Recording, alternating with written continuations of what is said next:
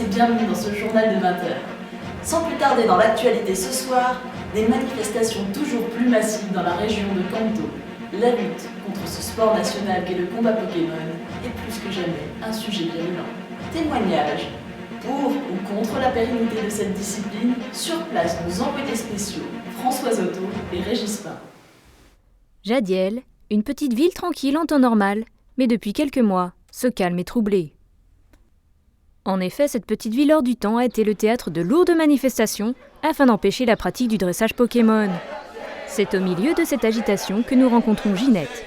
Comme de nombreuses mères aujourd'hui, elle milite contre ce qu'elle appelle l'endoctrinement des plus jeunes. Je suis là, on est tous là pour s'opposer à ce système.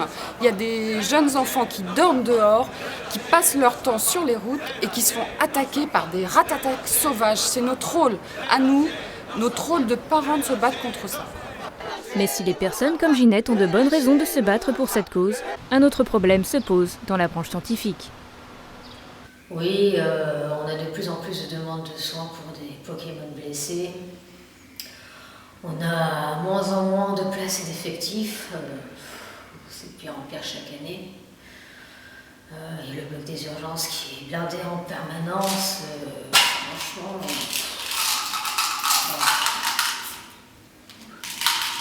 Il faut faire quelque chose, quoi. Le gros problème que nous rencontrons aujourd'hui, c'est que les jeunes dresseurs n'ont plus de limite. Les Pokéballs sont de plus en plus sophistiqués, ce qui rend la capture des Pokémon rares de plus en plus facile. Certaines espèces ont même disparu à l'état naturel, telles que Bulbizarre ou Hérissande. Le dérèglement climatique est dû à la capture frénétique des Pokémon. Les Pokémon légendaires régulent le climat et les courants marins.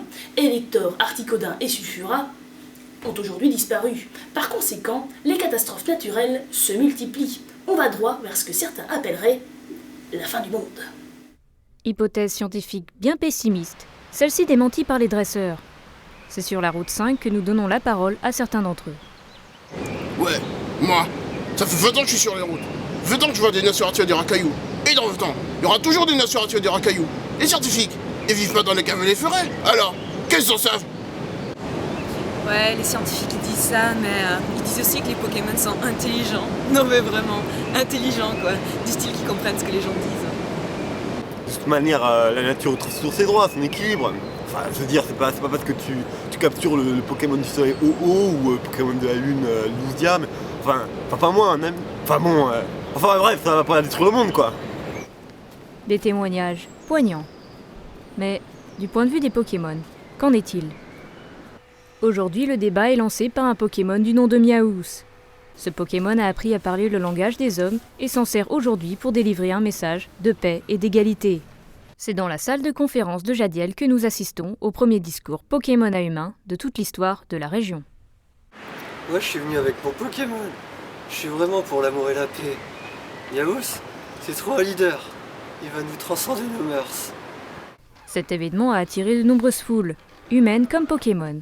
Ce que Miaous aime appeler une réunion de famille. Je rêve du jour où les hommes et les Pokémon marcheront main dans la main vers un avenir radieux. Je rêve du jour où les bébés Pokémon et les enfants humains joueront ensemble avec la même balle et non une Pokéball. Arceus, notre dieu suprême, nous a tous créés Pokémon. D'ailleurs, ici dans cette salle ce soir, il n'y a que des Pokémon. Oui, vous madame, êtes un Pokémon. Vous aussi, monsieur. Et vous ? Espoir, conviction, un idéal encore difficile à atteindre. Encore un qu'on aurait dû laisser dans sa Pokéball. C'est la fin de ce journal, merci de nous avoir suivis. Tout de suite, la météo suivie d'un téléfilm, l'effet papillusion à 20h30. Nous vous souhaitons une très bonne soirée.